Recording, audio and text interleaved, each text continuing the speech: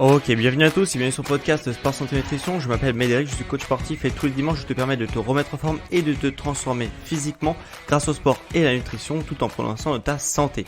Et aujourd'hui j'ai eu l'idée d'un podcast sport puisqu'en parlant avec certaines personnes qui commencent l'entraînement sportif chez eux, en salle de sport, etc. Ils étaient un petit peu perdus sur comment organiser leurs séances, notamment quand ils étaient débutants. Car sur Internet, tu le sais aussi bien que moi, on entend vraiment de tout et son contraire. Et c'est parfois vraiment un peu dur de démêler le vrai du faux. Et en fait, c'est relativement normal qu'on trouve de tout sur Internet, puisque surtout quand tu cherches des programmes de sport, etc. Puisque dans l'entraînement sportif, notamment, tout est à peu près possible. Il n'y a pas vraiment de mauvais entraînements, de séances qui sont vraiment très mal construites. Il y a surtout des entraînements qui sont trop avancés pour toi, qui ne sont pas de ton niveau, ou alors il y a des entraînements qui ne sont pas pour tes objectifs. Ainsi, quelqu'un qui est débutant et qui prend un programme qui est trop avancé pour lui, il ne va pas progresser aussi vite qu'il devrait. Quelqu'un qui est en surpoids et qui s'entraîne comme un maigre qui veut prendre de la masse musculaire ne va pas s'entraîner exactement de la même manière, sinon tu vas progresser encore moins vite que ce que tu devrais. Donc voilà, il y a tout un tas de choses et ainsi, toi, peut-être que c'est ton cas, tu tombes sur un programme, tu sais pas trop s'il est fait pour toi, s'il est fait pour tes objectifs, etc. Tu te dis, ok, je vais tester, voir s'il marche le programme et parce que le gars ou la nana qui a conçu ce programme, il a l'air d'avoir des super résultats et moi je vais être comme cette personne, donc je vais faire exactement la même chose et là généralement tu es déçu puisque tu n'arrives pas à avoir les mêmes résultats et pour la simple et bonne raison que ce programme il est peut-être pas fait pour toi. C'est peut-être un mauvais programme pour toi aujourd'hui, ça ne veut pas dire qu'il sera mauvais pour toi demain, mais voilà, donc il y a tout un tas de choses comme ça. C'est-à-dire qu'il ne faut pas prendre des programmes qui ne sont pas adaptés à son niveau. Et en plus de ça, il ne faut pas trop accorder de jugement, de valeur aux coachs qui font un programme que tu tombes sur Internet et ce programme, il ne donne peut-être pas les résultats que tu aurais entendu au début, mais le problème c'est que c'est peut-être le programme que tu as pris, il est peut-être tout simplement pas fait pour toi. Tu n'es pas la cible du programme, donc bien faire attention à prendre un programme qui est fait pour toi, où tu te reconnais dans ce que dit le coach, dans ce que dit le coach sur comment il a conçu ce programme. Ce qui me vient à faire du coup ce podcast aujourd'hui, c'est comment on fait une séance parfaite pour quand tu débutes, pour les débutants, pour progresser vraiment de manière fulgurante quand on est débutant. Alors la question que tu te poses du coup, c'est comment savoir si le programme que j'ai vu sur Internet par exemple, il est bon pour moi ou non. Alors déjà, il faut savoir... donc là je fais un podcast pour les débutants, j'en ferai peut-être un pour les intermédiaires et un pour les avancés, mais en tout cas là je vais plus parler de si tu es débutant. C'est il faut savoir déjà si tu es débutant. Qu'est-ce qu'on appelle par débutant? C'est quelqu'un qui a moins d'1 an de pratique régulière d'entraînement sportif. Donc que ce soit musculation, renforcement, HIIT, n'importe quel truc que tu peux faire qui s'apparente à de l'entraînement sportif depuis moins d'1 an, si tu le fais depuis moins d'1 an de manière régulière, je précise de manière régulière, donc plusieurs fois par semaine, ça veut dire que si tu le fais depuis moins d'1 an, tu es débutant encore. Okay. Si tu es intermédiaire, que ce que j'appelle intermédiaire, c'est-à-dire donc moins de 2 ans de pratique régulière, okay, et ce que j'appelle avancé, c'est plus de 2 à 3 ans de pratique régulière et intelligente. Okay, c'est uniquement des indications puisque bien sûr qu'il y a certaines personnes qui vont rester débutantes pendant des dizaines d'années, okay, parce qu'ils cherchent pas à comprendre ce qu'elles font, qu'est-ce qui est bon pour eux, comment on s'entraîne, etc. Donc si tu t'entraînes depuis 10 ans et que tu t'es jamais intéressé et tu fais bêtement les choses, tu t'auras peut-être pris un certain niveau, mais tu seras quand même débutant puisque tu seras débutant dans ton approche que tu as face au sport. Okay. C'est un peu comme dans tous les sports d'ailleurs, si je prends par exemple l'exemple du tennis, il y a certaines personnes en 1 an, elles savent faire un coup droit, un revers, un service, et puis il y a d'autres personnes qui commencent le tennis et en 1 an, ils apprennent le coup droit, le revers, le service, le jeu de jambes, le positionnement, le sens tactique, est-ce que je dois faire à tel moment du jeu, je dois faire courir mon adversaire, est-ce que je ralentis le jeu, est-ce que mon adversaire a des points faibles, voilà, tout un tas de choses, il y a plein de choses dans le tennis, c'est pas qu'un coup droit, revers et un service, c'est beaucoup de choses, et il y a des personnes en un an qui peuvent apprendre tout un tas de choses ou juste la base, coup droit, revers, service, tu vois. Donc voilà, et c'est exactement pareil dans le sport qui est l'entraînement sportif. Il y a des personnes qui vont rester débutantes beaucoup plus longtemps que d'autres. Ok. Et petite aparté parce que même ça me fait assez rire puisque il y a certaines personnes quand je discute avec des personnes quand on parle d'entraînement sportif puisque les gens ils savent que je suis coach sportif donc ils viennent me voir, ils me demandent des conseils et il y a beaucoup de personnes tu vois que je discute avec eux et ils se considèrent très rapidement comme avancés, experts, etc. Alors que ces personnes-là elles ont un an de pratique, voire même moins d'un an des fois, et elles se considèrent vraiment avoir un bon niveau en très peu de temps. Non, c'est pas possible. Moi, je persiste à dire que c'est pas possible. Quand tu commences le tennis, pour reprendre la métaphore du tennis, même si tu as un an de pratique, tu vas pas dire, moi je suis Roger Federer, ça fait un an que je fais du tennis. Non, enfin vraiment, il y a du temps pour tout, tu apprends des choses tout au long de ton parcours sportif et il y a des choses qui s'apprennent uniquement avec le temps. Okay, tu ne peux pas, il y a des choses qui peuvent s'apprendre de manière très rapide, mais des choses qui sont incompressibles en termes de temps et du coup qui vont devoir s'acquérir par des semaines, des mois, des années d'entraînement. Même si tu es passionné et même si tu t'informes un maximum, il y a certaines choses qui sont vraiment incompressibles. Donc la question que tu dois te poser maintenant quand tu écoutes ce podcast, c'est quel est mon niveau ? Voilà, je te parle pas de ton niveau d'ego, je te parle de ton niveau réel. Ok, pose-toi vraiment te dire, ok, est-ce que je me considère effectivement comme plutôt débutant puisque ça fait moins d'un an que je m'entraîne ou à peu près un an, mais j'ai pas fait 10 000 travaux de recherche pour essayer de comprendre ce que je faisais, donc 1 ou 2 ans de pratique. Si t'as pas fais l'effort de beaucoup t'informer, je peux considérer que tu es encore débutant. Mais ça ne veut pas dire que ton évolution n'a pas été grande pendant ces années ou ces mois de pratique, mais en tout cas, ton niveau technique et ton niveau de connaissance est un niveau de débutant. Donc, une fois que tu as répondu à cette question, si ton niveau c'est le niveau débutant, il n'y a aucune honte à être débutant, du coup, je vais te donner des indications pour savoir quel programme tu dois choisir, quels sont, quand tu vas tomber sur un programme, est-ce qu'il est fait pour mon niveau qui est relativement débutant ou même intermédiaire ? Ou est-ce que c'est un programme qui est d'un bodybuilder, d'un athlète qui s'entraîne depuis plusieurs années, etc. Donc il y a des indices comme ça qui vont permettre de reconnaître justement le bon programme pour toi qui est plutôt débutant, voire même intermédiaire. Alors, si tu es du coup dans ce niveau-là, ce qu'il faut voir sur ton programme, c'est est-ce que c'est des séries courtes et intenses qui sont proposées dans mon programme ou est-ce que c'est des séries longues et avec très peu de temps de repos entre les séries. Et dans ces cas-là, moi ce que je te conseille, c'est la deuxième option. Okay, donc si tu es débutant intermédiaire, je me répète, il faut que tu te concentres sur les séries longues avec peu de temps de repos. Quand je dis séries longues, c'est quoi ? C'est des séries de 20 répétitions ou plus. Okay, quand je dis peu de temps de repos, c'est quoi ? C'est 1 minute de répétition ou 1 minute de temps de repos ou moins. Pourquoi il faut faire des séries de 20 répétitions et plus avec 1 minute de temps de repos ou moins?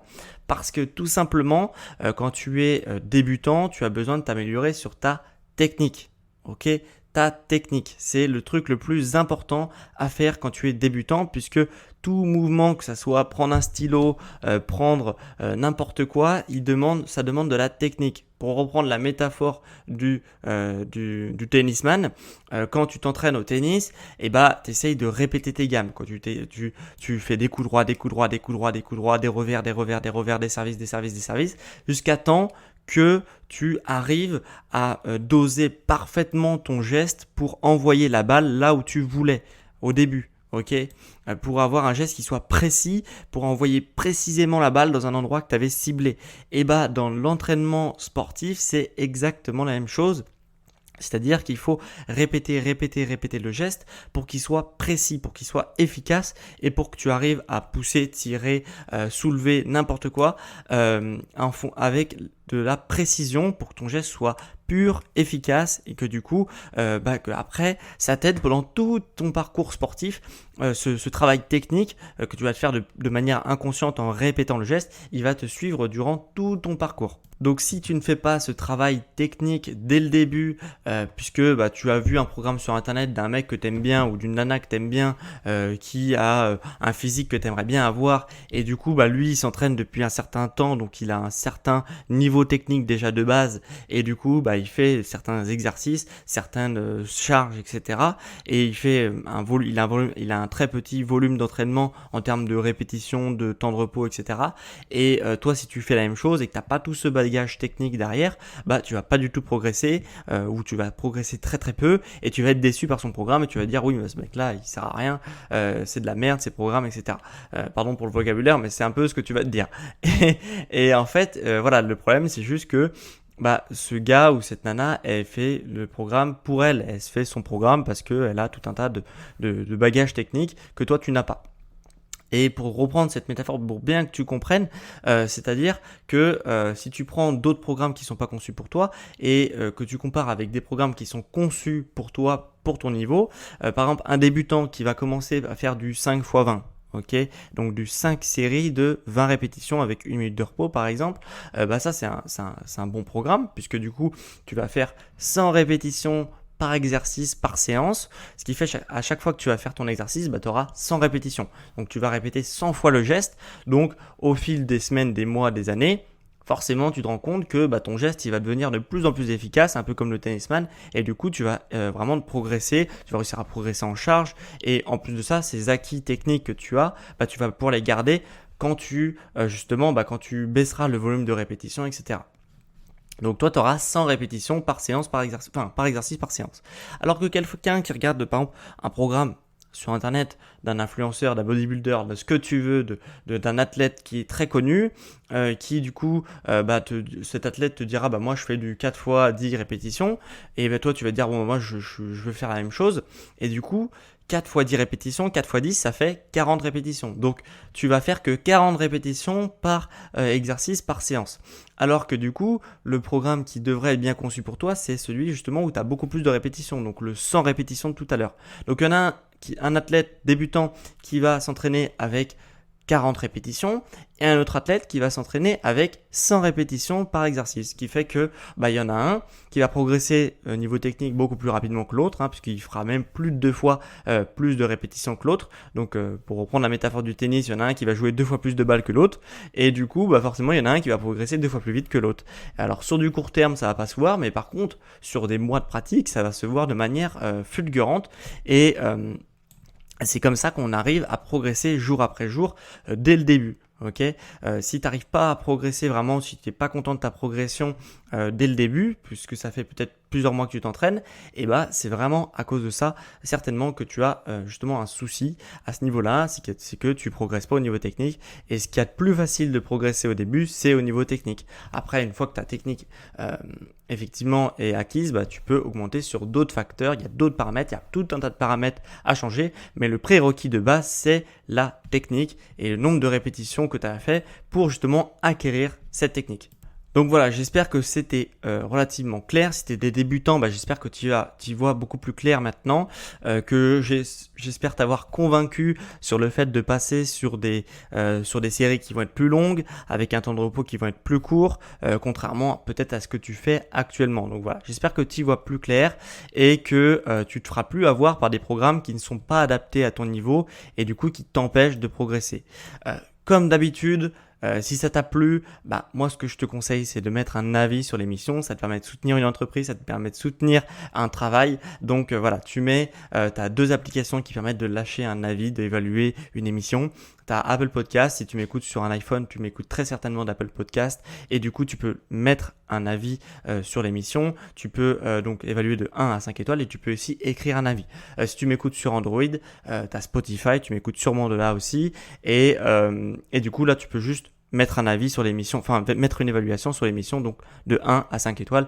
Bien évidemment, je te conseille de mettre une évaluation 5 étoiles pour soutenir mon travail. Et parmi ceux qui m'écoutent depuis Apple Podcast, donc qui peuvent écrire un avis, on a eu du coup plusieurs avis très positives cette semaine que je vais te lire dans l'émission. On a tout d'abord Babas83 via Apple Podcast France qui me met super, j'adore avec des smileys. Donc merci à toi Babas83 justement pour ton avis. Ça t'a pris 2 secondes et moi ça me fait super plaisir. Donc merci à toi pour justement cet avis. Et j'en ai eu un deuxième de Deshran via encore Apple Podcast France qui me met super podcast, très sympa et accessible à tous. Donc merci à toi Deshran, voilà, c'est vraiment un plaisir. Encore une fois, ça vous a pas pris longtemps et moi ça me fait vraiment super plaisir de voir qu'il y a des gens qui me soutiennent. Donc voilà, merci infiniment à vous deux pour m'avoir lâché un avis cette semaine sur l'émission. Si toi aussi tu veux soutenir mon travail, voilà, mets 5 étoiles, écris un petit avis, même quelques mots, ça fait toujours super plaisir et ça incite d'autres personnes à justement à écouter le podcast et à connaître mon travail et mon entreprise. Donc voilà. Vraiment, merci infiniment à tous ceux qui prennent le temps et merci à vous deux d'avoir pris le temps cette semaine pour écrire un avis positif sur l'émission. Et dernière chose avant qu'on se quitte, si tu veux avoir des programmes qui sont parfaitement adaptés à ton niveau, à tes objectifs, sache que je propose des suivis individualisé, personnalisé, où justement je te fais tes programmes en fonction de ton sport, de ta nutrition et je réponds également à tes questions, j'adapte ta pratique sportive à tes objectifs, enfin voilà, vraiment un programme personnalisé. Donc si tu fais du sport à la maison, que tu veux avoir une silhouette qui soit beaucoup plus athlétique depuis chez toi, sache que je propose vraiment des suivis individualisés pour cet objectif-là. Donc si ça t'intéresse, je t'invite à prendre rendez-vous en description. Ok, tu as un petit lien en description pour prendre rendez-vous avec moi pour justement qu'on fasse le point sur là où tu es rendu et là où tu veux aller. Et si le lien en description ne marche pas, ce qui est possible en fonction des applications de podcast que tu utilises, tu peux également te rendre sur mon site sport-santé-nutrition.com et dessus tu pourras également prendre rendez-vous avec moi. Donc voilà, c'était tout pour ce petit podcast de cette semaine. Normalement, la semaine prochaine, je compte bien te faire une petite annonce, donc reste au courant, reste branché à Sport Santé Nutrition en attendant le podcast de la semaine prochaine. Et quant à moi, on se dit à dimanche prochain à midi pour un prochain épisode sur Sport Santé Nutrition. Sur les sportifs intelligents.